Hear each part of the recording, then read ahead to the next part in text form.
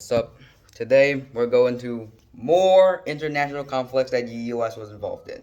Now we've already talked about Panama. There was a Manuel Noriega guy. He drug trafficked. He tried to support communism after the scandal in Iran. So we've already talked about that. Now let's move on to basically this is more international, right? Not just in South America, not just in their bloc, but outside as well. Because Africa, obviously, not a lot of countries in Africa align with the U.S. They're mostly neutral. Now, going in, Somalia. All right, Somalia is this little country in what's called the Horn of Africa, next to Ethiopia and some other countries that I will not name because it's not the point.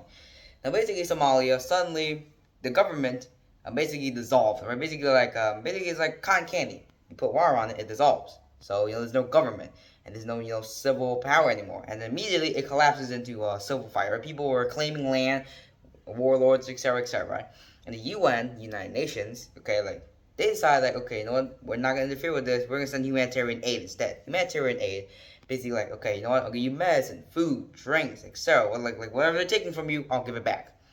So they come in and they send food. However, local gang is a problem because they promised that there's not a lot of peacekeeping forces there. They were here to give humanitarian aid.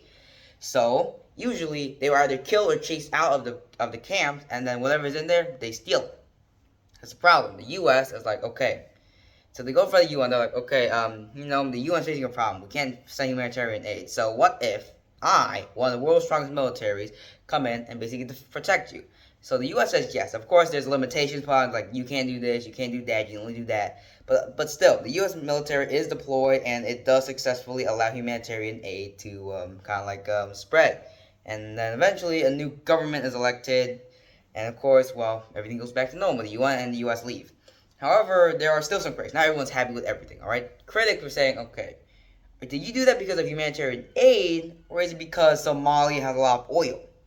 So, of course, to this day, we don't know, because George W. Bush obviously said that it was for humanitarian aid reasons. However, we will never know, right? The government knows what it knows. Moving on, we have something relating to the Baltics. The Baltics is this sort of like a group of countries originally part of Yugoslavia, a communist satellite state. It's split into multiple countries.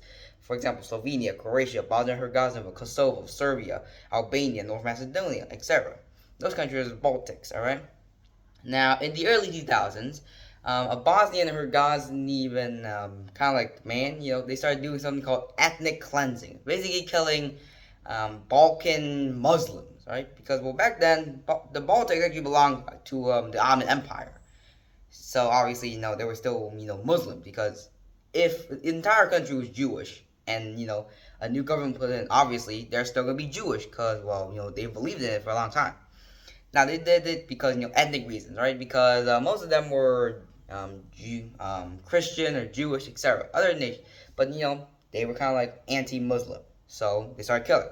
And that also happened in Serbia and specifically Kosovo. Kosovo to this day is a partially recognized state. It's a breakaway state from Serbia, so it's partially recognized. And there were also ethnic cleansing in there too. So of course the U.S. intervenes because like okay, that sucks. Even though it has nothing to do with the U.S., it is a very bad example of humanitarian abuse. Sorry. So NATO, or people would say U.S.'s gang of friends, they basically intervened, and while they did what they call Operation Allied Force in 1999 to 2000. All right, they removed the people who were basically doing ethnic cleansing, and they were charged with crimes against humanity. Crimes against humanity was a term that was first, put in as a crime during Nuremberg trials. Nuremberg, basically, like was it? Basically, like after the Holocaust, after Nazi Germany lost the war, the people who were associated with the Holocaust or did terrible things, obviously were charged with crimes against humanity because humanitarian abuse. So they were also charged, and well, the person in with the Serbian part, well, he died in prison in 2009. As for the Bosnian Herzegovinian guy, he also went to prison, and maybe he's still alive, maybe he's dead. Who knows? But it doesn't matter. So really, in the end, this shows that the U.S. doesn't just intervene because of communism; it also intervenes because of either humanitarian aid, seeing that it's affecting people because of ethnic problems, etc. So yeah, even though some people don't like it, even though people do, well, in the end, it's still U.S. intervention. So thanks for listening to what I have to say. See you next time. Goodbye.